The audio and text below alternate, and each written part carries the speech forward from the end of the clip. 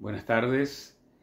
Vamos a volver a hablar ahora sobre un problema que está creciendo y que es el de la violencia en las escuelas y particularmente de estas fantasías, planificaciones, algunos dicen que intentos de hacer matanzas, masacres escolares como en Estados Unidos. El 4 de abril se difundió, el tema era anterior, una situación en una escuela media de Mashwitz en la cual un grupo en redes, capitaneado por así decirlo por una nena muy chica, 12 años, que arrastraba a otros 3, 4 compañeros varones, hablaba de hacer un asesinato masivo para el día del cumpleaños de ella, el 13 de julio, etc. El estrépito que se hizo, la difusión llamativa en todos los canales, 2 días completos, fijó la atención sobre este tema y no faltó periodistas de siempre, los punitivistas, que había que bajar la edad, etc.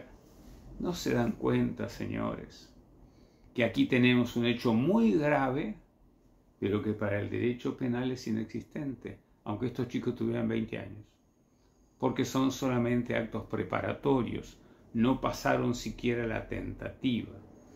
Es más, las armas de las que hablan no existían ni en casa del padrastro, ni en una comisaría que estaba fantaseada, que estaba al lado de la escuela, que no existía, que decía la vamos a tomar y retiramos. Eso es parte de una fantasía, y mezclar realidad con fantasía era propio de la patología mental de la chiquita, que estaba en tratamiento de salud mental con anterioridad. Hay que darse cuenta, las armas, por ejemplo, no eran armas reales, son las armas de una panoplia de un juego de masacre, un juego de muerte, una Uzi, por ejemplo, una Glock, no son armas a disposición de chicos. Ya vamos a hablar de las armas que sí están a disposición de chicos. El periodismo en general, no todo, pues nunca hay que generalizar, pero la línea punitivista, ¿qué es punitivista antes de los hechos? Pues toma el hecho y dice, ven como tenía razón, que hay que volver a la ley del proceso de abril del 76, que es la única que nos dio paz en la Argentina. Mentira, ¿no es cierto?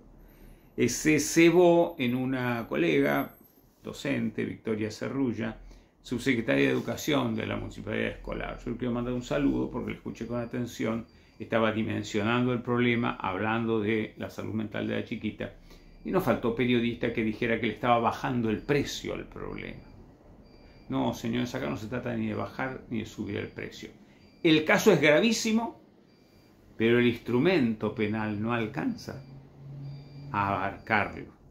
De hecho, van a ver que el final va a ser inexistencia de delito porque son actos preparatorios sin paso a la tentativa, propio y típico del derecho penal. ¿Esto quiere decir que no hay que hacer nada? No, señor. Esto hay que decir que hay que hacer muchísimo y muy grave y mucho más difícil que un juicio oral. Si estaba todo probado ahí.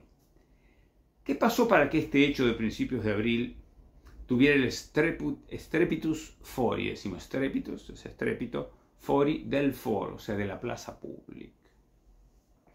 Y no aquel que yo les conté con detalle de finales en diciembre, donde en otro lado una nena, también de 12 años, cansada y se van a arrepentirse que me llamen rara, manda mensajes anunciando que va a ser una masacre, dibujando incluso el arma. Acá la tienen, mire con qué detalle dibuja una 9 milímetros policial y una bala al lado.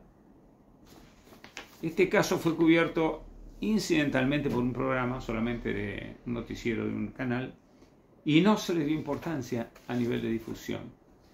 ¿Qué pasa para que el caso de diciembre, la nena que me le dicen rarita, que escribe una carta en ruso planeando la masacre, haya quedado olvidado, y en cambio el caso de la nena que fantasea una especie de cacería al tuntum, o sea, sin elegir siquiera, reta a uno de los muchachos diciendo, no se elige a quién hay que matar, al primero que aparezca, como en los juegos. ¿Qué pasó? Bueno, puede ser que la época del primer caso estuviera llena de noticias, puede ser, y eso tapó la importancia de un caso de una nena que dice, cansada de que me digan rarita, escribe en ruso y dice: voy a matar con esta arma que dibuja, que es de mi madre, policía de la provincia de Buenos Aires. Es muy probable que este último dato, o sea, que el grueso de estas masacres se hacen con armas de los padres que son fuerzas de seguridad, por lo menos en la Argentina, porque en Estados Unidos, al ser de venta libre, se compran en cualquier lado, haya hecho que un caso sea tapado y el otro, en cambio, sea exacerbado. Esto es bajarle el precio, como le dijeron a la profesora Cerrulla. No, para nada. Esto es gravísimo. Y ya en esta semana hubo otro hecho. No le voy a dar difusión porque no corresponde. Porque si ustedes me permiten recontar, como dije en una charla en Instagram en diciembre, recordar cómo comenzaron estos temas en la Argentina, cosa que los periodistas no tienen en cuenta, les voy a contar la historia de un chico en mayo del 97 que con el arma del padre, que era un hombre de Gendarmería Nacional, mató a balazos en la escuela media número 2 de Bursaco a Cristian Fernández. Y yo, como hice aquella vez, le mando, si me escuchan, si alguien les puede contar, mi pésame a los padres de Cristian Fernández. Porque de algún modo soy responsable de que ese caso no se mostrara con fruición y exacerbación. En aquel momento, año 97, hasta finales, y había un sistema, se llama SIM, Sistema Integrado Metropolitano, por el cual el Consejo Nacional del Menor y la Familia tomaba a los chicos con causa penal del Gran Buenos Aires y demás. O sea, los lugares realmente de fuerte presencia de hechos delictivos.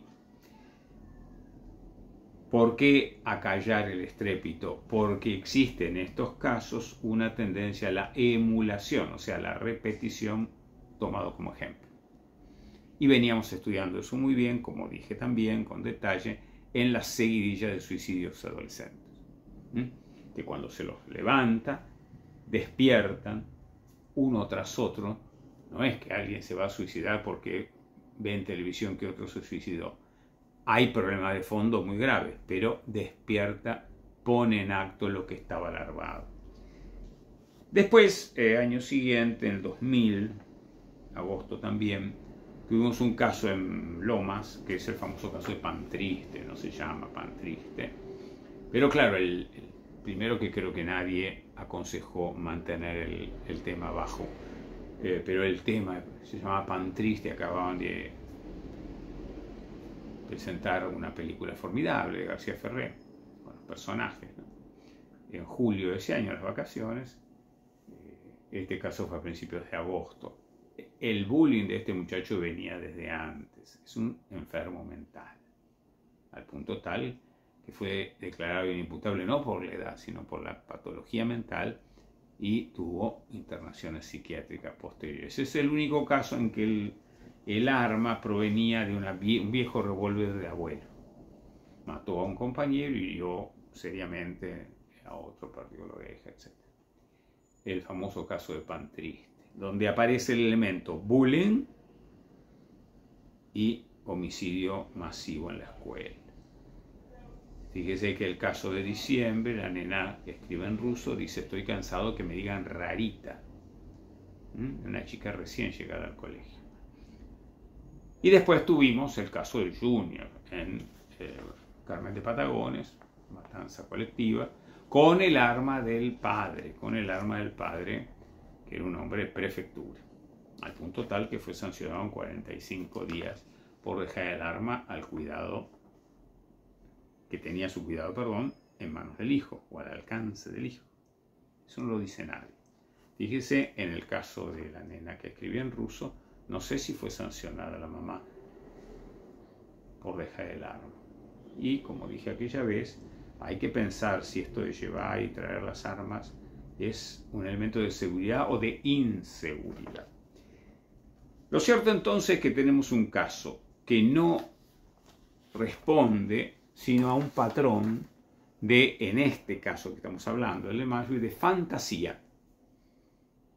Ahora, eso quiere decir que la fantasía no es penada, ni a los 12, ni a los 14, ni a los 18, ni a los 42. Se penan los actos. Esto quiere decir que no es grave, sí es gravísimo, y necesita un instrumento de atención, en este caso psicológico, psiquiátrico, muy centrado en la situación de desadaptación, realidad-fantasía de esta nena, que acaudilla, sigue al punto tal que amenaza con sacar de la lista de la red a los que no le hacen caso, y que finalmente uno de ellos, uno de los muchachitos, va y cuenta, mira lo que está pasando con fulano. Bueno, ¿cuál es la primera reflexión? Ya van varias, ¿no es cierto? Primero, esto de la selectividad de caso y caso por los medios. No todos los casos iguales son manejados del mismo modo. La primera reflexión es que esto viene de una cultura de las armas, de los tiroteos y de la muerte del agresor propia de los Estados Unidos. Allá no llaman masacre escolar si no hay si no hay 4 muertos. Son 3, es un incidente. Allá, en la buena parte de los estados, pues son 50 sistemas distintos, se lo juzga como adulto al agresor, si sobrevive porque por lo general muere en la represión del tiroteo. Es el sistema americano, ¿cierto? Fíjense ustedes el tema de la muerte de Kennedy, el atentado a Trump, con el balazo que le erraron, muere el agresor. Y entonces, visto y considerando que el muerto no declara, hasta aquí, acá se cierra la causa. Nosotros no queremos ese sistema. No queremos tener 1 y pico por día de tiroteos escolares. Vean, el de Columbine, Elephant se llama la película, y vean cómo en muchos de los que siguieron, Georgia, etc., los que lo hacían eran fanáticos de esa película, está muy bien hecha. Entonces, nos coloca ante la aceptación o la recepción de un modelo que cuando se recibe a duras y a maduras. Siempre hablé maravillas del pueblo norteamericano, que hizo la epopeya de hacer de un país costero, tipo las Guayanas, por así decir, una potencia bioceánica, con sus carretas, con sus bueyes, con sus luchas, con sus muertes, llegar al Pacífico, el perno de oro que unió las vías este-oeste, un país que recibió una inmigración y la absorbió con un sentido nacional importante, un país que originariamente en el siglo XIX defendió su industria con el proteccionismo y lo vuelve a hacer, parece. Cuando lo hacíamos acá en tiempo de la Confederación Argentina éramos malvados. Pero lo cierto es que tengo un gran respeto por una cultura fuerte, nacional, pero no copiar en todo. Porque si copiamos lo malo de un modelo cultural, después no podemos quejarnos, sobre todo cuando son modelos dominantes. Y el modelo dominante anglosajón es un modelo punitivista, o sea, es el modelo, dicho con gran aprecio, a los ingleses, por ejemplo. Pude conversar con Lord Williams, lo recibí antes de que se reanudaran las relaciones diplomáticas con el Reino Unido, era el que había revocado la aplicación de pena del ministro de Thatcher a los chicos de la terrible muerte del nene de 3 años, ¿se acuerdan? Que lo juzgaron como adultos. El Tribunal de Estrasburgo condenó al Reino Unido por juzgar como adultos a niños de 10 años, niños que habían matado. No se le baja el precio a la tragedia, se dice la verdad completa. Y me decía Lord Williams, no sé por qué nos usan niños de 9 años en el delito. Y yo le decía, no era tan cierto lo que decía, era más retórico. Mi Lord, porque ustedes tienen imputabilidad a los 10. Quedó pasmado. Excelente, ya fallecido, un lord galés de una familia tradicionalmente dedicada a la protección de niños en su país. Entonces, con todo lo que podemos admirar, Shakespeare, ya está. Joyce. todo lo admirable. La llegada a la luna, todo lo que quieran. No admiremos ni tomemos la masacre escolar, porque no es necesario tomar un modelo en bloque. Uno puede discernir, y eso es propio del sabio, decían los antiguos. Es propio del sabio es distinguir. El que no distingue se traga todo lo bueno y lo malo. Mis estimados, lo que se necesita en estos casos es, primero, cabeza fría en los comunicadores. No pueden estar echando a la hoguera permanentemente leña.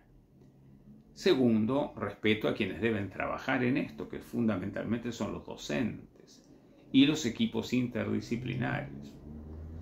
Pero tercero, un fuerte esfuerzo de preparación, de capacitación de los cuadros docentes para que sepan prevenir las situaciones de bullying de las que nacen después las reacciones,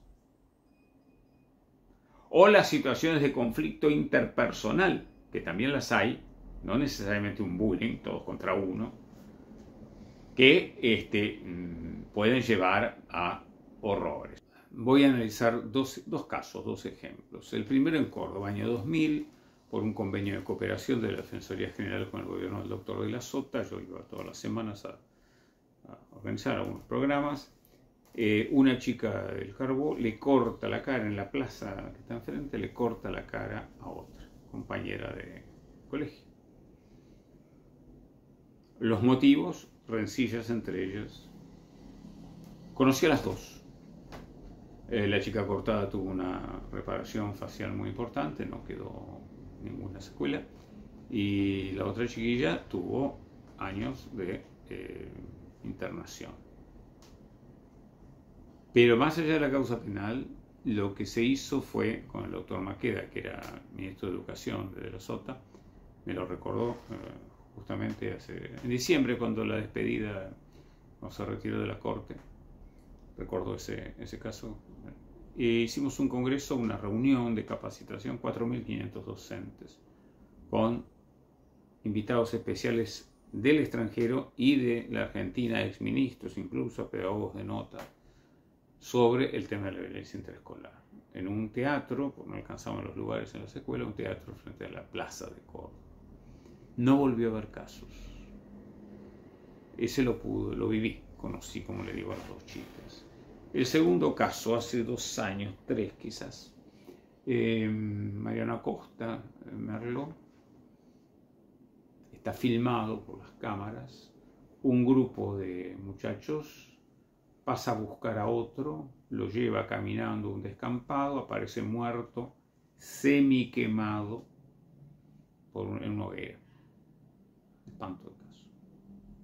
¿Qué había pasado? El grupo homicida conformaba una pandilla perniciosa, le dicen en Perú, patota le decíamos antes acá,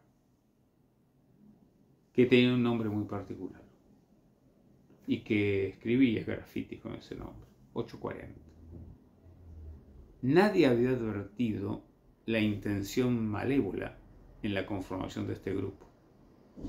Nadie estaba preparado para decir, aquel que, por ejemplo, utiliza símbolos nazis, aquel que utiliza expresiones de tremenda violencia como autorreferencia,